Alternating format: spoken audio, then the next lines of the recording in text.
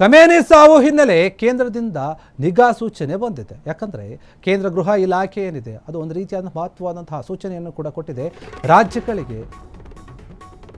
ಪತ್ರ ವಿಚಾರ ಏನಿದೆ ಅದರ ಬಗ್ಗೆ ಮಾತನಾಡ್ತಾ ಇದ್ದಾರೆ. ಖಮೇನಿ ಸಾವು ಏನು ಸುಮ್ಮನೆ ಆಗಿರುವಂಥದ್ದಲ್ಲ, ಎರಡು ದೇಶಗಳ ಯುದ್ಧದ ನಡುವೆ ಆಗಿರುವಂತಹ ಒಂದು ಸಾವು.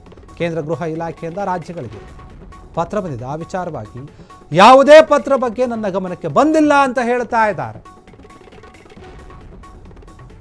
ನಮ್ಮ ಡಿಜಿಯವರು ನನಗೇನೂ ಕೂಡ ಹೇಳಿಲ್ಲ, ಈ ಮಾಹಿತಿಯನ್ನು ಮಾಧ್ಯಮಗಳಲ್ಲಿ ನಾನು ನೋಡಿದ್ದೇನೆ ಅಂತ ಹೇಳ್ತಾ ಇರುವಂಥದ್ದು.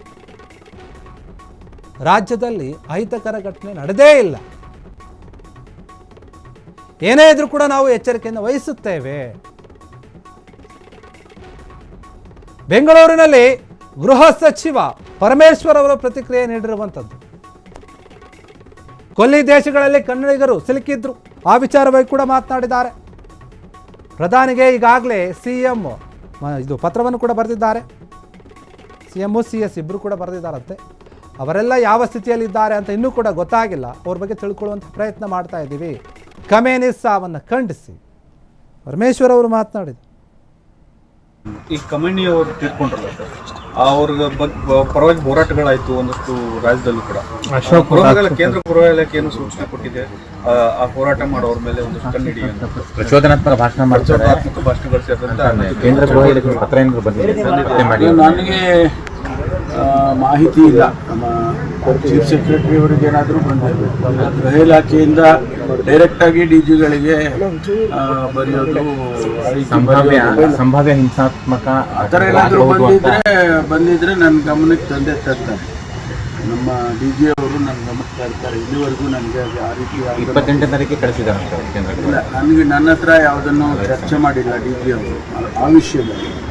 ನಾನು ಮಾಧ್ಯಮದಲ್ಲಿ ನೋಡಿದೆ, ಯಾರ್ಯಾರು ಅವರಿಗೆಲ್ಲ ಪರವಾಗಿ ಇದು ಮಾಡ್ತಾರೆ ಅಂತವ್ರ ಮೇಲೆ ಗೈಡ್ ಅಂತ ಬಂದಿದೆ ಅಂತ ಪತ್ರಿಕೆಯಲ್ಲಿ ನೋಡಿದೆ. ನನ್ನ DG ಅವರು ನನಗೆ ಮಾತನಾಡಿಲ್ಲ ಈ ವಿಷಯಕ್ಕೆ. ಸೂಚನೆ ಕೊಟ್ಟಿದ್ದಾರೆ.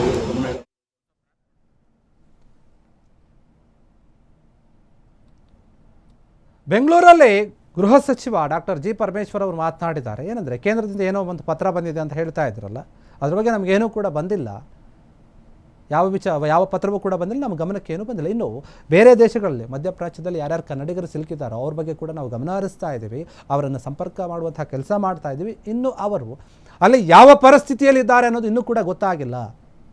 ಯಾಕಂದರೆ ಈ ವಿಚಾರವನ್ನು ನಾವು ಮಾಧ್ಯಮದಲ್ಲಿ ನೋಡಿದ್ದೀವಿ. ಈಗಾಗಲೇ CM CS ಪತ್ರ ಬಂದಿದೆ ಅಂತ ಹೇಳ್ತಾ ಇದ್ದಾರೆ. CM ಕೂಡ ನಮಗೆ ಹೇಳಿದರು ಯಾವ್ಯಾವ ಕನ್ನಡಿಗರನ್ನು ಯಾವ ರೀತಿಯಾಗಿ ಸಂಪರ್ಕ ಮಾಡಬೇಕು, ಸಹಾಯವಾಣಿಯನ್ನು ತೆರೆಯಬೇಕು ಅಂತ ಹೇಳಿದರು. ಹೀಗಾಗಿ ಇದ್ರ ಬಗ್ಗೆ ಪರಮೇಶ್ವರ್ ಅವರು ಮಾತನಾಡಿದ್ದಾರೆ. ಮುಂದಿನ ದಿನಗಳಲ್ಲಿ ಎಲ್ಲ ವಿಚಾರವನ್ನು ತಗೊಳ್ತೀವಿ, ನಾವು ತಗೊಂಡು ಅವರನ್ನು ಸುರಕ್ಷಿತವಾಗಿ ಕರ್ನಾಟಕಕ್ಕೆ ಕರೆತರುವಂತಹ ಕೆಲಸವನ್ನು ಕೂಡ ಮಾಡುತ್ತೀವಿ ಅಂತ ಪರಮೇಶ್ವರ್ ಅವರು ಮಾತನಾಡಿದ್ದಾರೆ. ಪ್ರಧಾನಿಗೆ ಈಗಾಗಲೇ CM CS ಇಬ್ಬರು ಕೂಡ ಪತ್ರವನ್ನು ಬರೆದಿದ್ದಾರೆ ಅಂತ ಹೇಳಲಾಗ್ತಾ ಇದೆ. ಅವರೆಲ್ಲ ಅಲ್ಲಿ ಯಾವ ಪರಿಸ್ಥಿತಿಯಲ್ಲಿದ್ದಾರೆ ಅದೆಲ್ಲ ಕೂಡ ಗೊತ್ತಾಗಬೇಕು. ಗೊತ್ತಾದ ನಂತರ ಅವರನ್ನು ರಕ್ಷಣೆ ಮಾಡುವಂತಹ ಕೆಲಸ ಆಗುತ್ತೆ. ಖಮೇನಿ ಸಾವು ಅನ್ನೋದನ್ನು ಖಂಡಿಸಿ ಪ್ರತಿಭಟನೆಯನ್ನು ಮಾಡ್ತಾ ಇದ್ದರು. ಆ ಒಂದು ವಿಚಾರವಾಗಿ ಕೂಡ ಅವರು ಮಾತನಾಡಿದ್ದಾರೆ. ಅದೇನಿದೆ ಅದು ನಿಯಮ ಬಾಹಿರ. ಕೋರ್ಟ್ ಅವಕಾಶ ನೀಡಿದ್ದು ಸುಪ್ರೀಂ ಏನಿದೆ ಅದು ಫ್ರೀಡಮ್ ಪಾರ್ಕ್ ಏನಿದೆ ಅಲ್ಲಿ ಮಾಡಿದ್ದಾರೆ, ಅಲ್ಲಿ ಮಾತ್ರ ಮಾಡಬೇಕಂತ ಹೇಳಿದರು. ಆದರೆ ಮೊನ್ನೆ ಪ್ರತಿಭಟನೆ ಏನು ಮಾಡಿದಾರಲ್ಲ ಅವರ ವಿರುದ್ಧ ನಾವು ಕ್ರಮವನ್ನು ತೆಗೆದುಕೊಳ್ತೀವಿ. ಯಾರೇ ಸೇರಲಿ, ಯಾರೇ ಇರಲಿ, ಯಾರೇ ನಿಯಮವನ್ನು ಮೀರಿದರೆ ನಾವು ಅವ್ರ ವಿರುದ್ಧ ಕ್ರಮವನ್ನು ತೆಗೆದುಕೊಳ್ತೀವಿ. ಯಾರೂ ಕೂಡ ನಿಯಮಾನುಸಾರ ಪ್ರತಿಭಟನೆ ಮಾಡಿದರೆ ಸರಿ, ಆದರೆ ನಿಯಮವನ್ನು ಮೀರಿ ಪ್ರತಿಭಟನೆ ಮಾಡಿದರೆ ಅದು ತಪ್ಪಾಗುತ್ತೆ. ತಪ್ಪು ಮಾಡಿದರೆ ನಾವು ಪರಿಶೀಲನೆ ಮಾಡ್ತೀವಿ, ಸರಿಯಾದ ಕ್ರಮವನ್ನು ಕೂಡ ತೆಗೆದುಕೊಳ್ತೀವಿ ಅಂತ ಹೇಳಿ ಪರಮೇಶ್ವರ್ ಅವರು ಪ್ರತಿಕ್ರಿಯೆ ನೀಡಿರುವಂಥದ್ದು.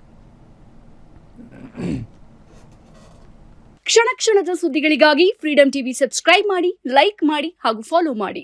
ಹೊಸ ಸುದ್ದಿಗಳ ನೋಟಿಫಿಕೇಶನ್ಗಾಗಿ ಬೆಲ್ ಐಕಾನ್ ಮೇಲೆ ಕ್ಲಿಕ್ ಮಾಡಿ.